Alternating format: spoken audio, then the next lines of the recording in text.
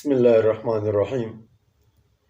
معزز سامعین و ناظرین، جماعت اسلامی کے بانی سید ابوالعلا مودودی کے بارے میں آج ہمارا تذکرہ ہوگا۔ ابوالعلا مودودی ایک اعلیٰ پائے کا صحافی تھا۔ جماعت اسلامی کے لوگوں نے اور جو لوگ اس وقت ابوالعلا مودودی کے پشت پناہی کر رہے تھے، انہوں نے اس کو مولانا پر مشہور کیا۔ سن 1980-82 میں دارالعلوم دیوبند کا فتویٰ ہے۔ اس فتوے میں اس کے حالات زندگی پر ایک نظر دوڑایا گیا۔ دنیائی اعتبار سے اس نے تعلیم حاصل کی تھی، عصری علوم، لیکن دینی علوم میں اس کو بالکل دسترس حاصل نہیں تھی۔ ذہین آدمی تھا، صحافتی زبان جانتا تھا، اور یہی وجہ بنی کہ جب اس نے ادھر ادھر کے تفاسیر دیکھے اور تفسیر لکھنے کی کوشش کی تو اس میں بے تحاشا غلطیاں کی، انبیاء کے حوالے سے، اللہ رب العزت کے ذات کے حوالے سے، قرآنی اصطلاحات اور مفاہیم کے اعتبار سے بہت بڑی بڑی غلطیاں کی۔ آج ہم اس کے زندگی کے دونوں پہلوؤں کو مختصر انداز میں اجاگر کرنے کی کوشش کریں گے۔ تو ایک دنیادار آدمی، صحافی آدمی، جب اس نے دین کا لبادہ اوڑھا اور دین اور تفسیر قرآن حدیث فقہ کے اندر انگلی ڈالی تو اس سے ماسوائے گمراہی، ضلالت، بے راہ روی کے علاوہ اس کو کچھ ہاتھ نہیں آیا۔ انبیاء کے عصمت ہو یا صحابہ کرام کا معیار حق ہونا، یہ ایسے مسائل تھے جو امت کے متفق علیہ تھے، لیکن اس نے نبی اکرم صلی اللہ علیہ وسلم سمیت تمام انبیاء کرام علیہم السلام کے عصمت کے حوالے سے بے احتیاطی کی۔ صحابہ کرام معیار حق ہیں، اس پر تمام اہل سنت والجماعت کا اتفاق ہے ابتدا سے لے کر آج تک، لیکن ابوالعلا مودودی نے اس چادر کو بھی پھاڑنے میں دریغ نہیں لگائی۔ تو مذہبی اعتبار سے، دینی اعتبار سے یہ ناکام، نامراد، بے مقصد اور بے تک کا آدمی تھا، جس نے اسلام کے مسلمہ اصولوں کو توڑنے کا جرم کیا۔ دوسرا پہلو اس کا سیاسی پہلو ہے۔ وہ جمعیت علماء ہند کے ساتھ بھی رہے۔ ہندوستان کی آزادی میں جس طرح کے دوسرے مسلمانوں نے کوشش کی، اس طرح ابوالعلا مودودی نے بھی کوشش کی۔ ایک بہترین صحافی ہونے کے ناطے اس نے بہت سارے مفید کام بھی کیے، انگریزوں کے خلاف کیے، پاکستان کی آزادی میں کیے، لیکن جہاں دنیائی کام کیے وہاں پر مسلمانوں میں تفرقہ، مسلمانوں کے مسلمہ اصولوں کو توڑنا، یہ اس کا وتیرہ رہا، اور ہمیشہ تیتر کا کردار ادا کیا۔ اگر صحابہ کرام کی بات آتی تو آپ اس کو اہل تشیع کے صف میں کھڑے پائیں گے۔ جس طرح کے اہل تشیع صحابہ کرام کو معیار حق نہیں مانتے، اس طرح ابوالعلا مودودی بھی معیار حق نہیں مانتے، اور جن اساتذہ سے اس نے تعلیم و تربیت حاصل کی، انہی اساتذہ کے ناموں پر آج کل غامدی فتنہ ہے، ذکری فتنہ ہے، اور بھی بہت سارے فرقے وجود میں آ چکے ہیں جو اس جماعت اسلامی یا امین اصلاحی یا فراہی کے کوکھ سے نکلے ہیں۔ ایک پہلو تو اس کا یہ تھا، سیاسی پہلو ہے، خدمت کی ہوگی لیکن ساتھ میں نقصان بہت کیا۔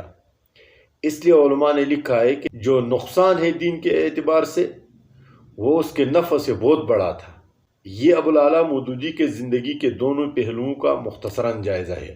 تو اس سے یہ بات بھی معلوم ہو گئی کہ ابوالعلا مودودی باقاعدہ کسی بھی مکتبہ فکر سے باقاعدہ عالم نہیں تھے۔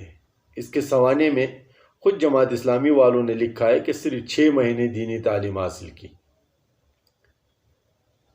ایک غلط فہمی لوگوں کو یہ ہے کہ اس کا غائبانہ جنازہ پڑھائی گئی، بیت اللہ میں امام کعبہ نے پڑھائی۔ یہ بالکل سراسر جھوٹ ہے، اس کا کوئی اصل نہیں ہے، کیونکہ عرب میں اس بندے کا تعارف ہی نہیں تھا۔ اس کی وجہ یہ تھی عربی لٹریچر لکھا ہی نہیں، انگریزی دان تھا، انگریزی لکھا، اردو لکھا، لیکن عربی میں اس کا کوئی ایسے معتبی کام نہیں تھا جس کو عرب پہچان سکے یا عرب میں پہچان کا ذریعہ بنے۔ تو غائبانہ نماز جنازہ کا سوال ہی پیدا نہیں ہوتا۔ البتہ مصر کے حوالے سے یہ بات مشہور ہے کہ وہاں جماعت اسلامی والے ہیں، حالانکہ ایسا نہیں ہے۔ مصر کا ایک عالم تھا جو اس طرح کے نظریات رکھتا تھا، ان کا اظہار یہاں چونکہ ابوالعلا مودودی نے کیا اور وہاں مصر میں وہ نظریات پہلے سے موجود تھے، اس لیے لوگوں کو غلط فہمی ہو گئی کہ مصر والے جماعت اسلامی ہے، حالانکہ مصر میں بھی اس کا کوئی تعارف نہیں تھا۔ ایک برصغیر اور اردو دان، زیادہ سے زیادہ انگریزی دان صحافی تھا۔ ایک غلط فہمی یہ ہے کہ لوگ کہتے ہیں اس کو پھانسی دی گئی ختم نبوت کے حوالے سے، تو ختم نبوت کا تو یہ منکر تھا نہیں، ختم نبوت کے حوالے سے اس نے کام بھی کیا ہوگا۔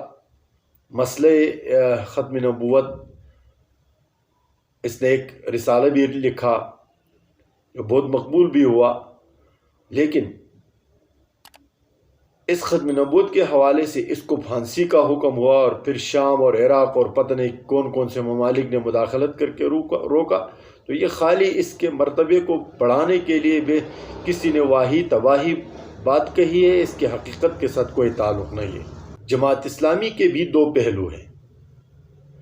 جماعت اسلامی کا ایک پہلو تو یہ ہے کہ یہ ایک سیاسی جماعت ہے، کبھی ایک کے پروں کے نیچے چھپ جاتی ہے، کبھی دوسرے کے پروں کے نیچے چھپ جاتی ہے، اور ابوالعلا مودودی ایک ناکام سیاسی بانی کہلانے کے مستحق اس لیے کہ آج تک جماعت اسلامی اپنا نام پاکستان کے سیاسی حلقوں میں نہیں بنا سکی۔ کبھی ایک کے پر کے نیچے، کبھی دوسرے کے سائے کے نیچے، کبھی تیسرے کے چھت کے نیچے یہ گزارا کرنے والی پارٹی ہے، اور جو اس کو کہا جاتا ہے پیچھے سے بس وہی بات کر کے دھرنا بھی انہی کے کہنے پر دے گی، احتجاج بھی انہی کے کہنے پر کرے گی۔ اپنا اس کا کوئی مقصد نہ تو ماضی تھا، نہ حال ہے، اور نہ استقبال ہوگا۔ دوسرا پہلو عام طور پر یہ مشہور ہے کہ جماعت اسلامی ایک اسلامی پارٹی ہے، حالانکہ جماعت اسلامی اسلام کش پارٹی ہے۔ اس کے اگر ہسٹری اٹھا کر دیکھیں تو جہاں جہاں اسلام کی بات آتی ہے، مسلمانوں کے اجتماعی حقوق کی بات آتی ہے، تو وہاں پر جماعت اسلامی اس کے لیے سب سے بڑی رکاوٹ ہوتی ہے۔ خمینی نے جب شاہ ایران کے خلاف تحریک چلائی، کامیاب ہوئے، تو ابوالعلا مودودی اس کے سب سے بڑے حامیوں میں سے تھے اور ثناخوانوں میں سے تھے۔ تو کبھی فوجی ڈکٹیٹر جو پاکستان میں آئے ان کی بھی حمایت کرتے رہے، اور آج تک اسی طرح ہے۔ یہ کبھی بھی اسلامی نظام کی نہ تو حامی رہی ہے اور نہ اسلامی نظام اس کا مقصد ہے۔ یہ صرف کماؤ اور کھاؤ پارٹی ہے۔ یہ سید ابوالعلا مودودی کے صاحبزادہ ہے، اس نے ایک انٹرویو میں خود اعتراف کیا ہے کہ اتنا سارا چندہ جمع ہونے کے باوجود کوئی پتہ نہیں چلتا کہ یہ چندہ کہاں جاتا ہے۔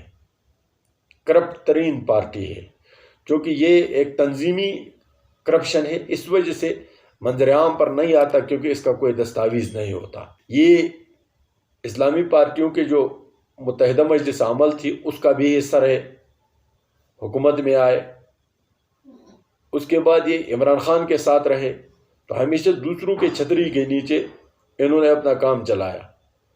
اور یہ میں آپ کو آپ کے علم میں اضافے کے لیے یہ بات بتا دوں کہ پاکستان میں اگر ایک پارٹی کی فنڈ ریزنگ کا تذکرہ کیا جائے تو سب سے زیادہ فنڈ ریزنگ مختلف پلیٹ فارموں سے جماعت اسلامی سب سے زیادہ فنڈ ریزنگ کرتی ہے، سب سے زیادہ فنڈ جمع کرتی ہے. ان کے جلسوں میں جاؤ تو وہاں پر فنڈ ہے، ان کے مختلف تنظیمیں ہیں وہ فنڈ جمع کرتے ہیں، ان کے جو ارکان ہیں وہ فنڈ دیتے ہیں، ڈور ٹو ڈور یہ فنڈ جمع کرتے رہتے ہیں. اور دوسرے number per P T I سب سے زیادہ فنڈ ریزنگ کرنے والی پارٹی ہے. لیکن فنڈ ظاہر میں اس کا کوئی نہ تو ثمرہ ہے اور نہ کوئی نتیجہ ہے. یہ تھا جماعت اسلامی کا بانی کے دو پہلو زندگی کے، اور جماعت اسلامی کے دو پہلو سیاسی اور مذہبی. آئندہ بھی انشاءاللہ جماعت اسلامی والوں کا تعاقب جاری رہے گا. ہمارے ساتھ رہیے. اللہ تعالیٰ اسلام کو سمجھ کر اس پر عمل کرنے کی توفیق عنایت فرمائے. السلام علیکم ورحمۃ اللہ وبرکاتہ.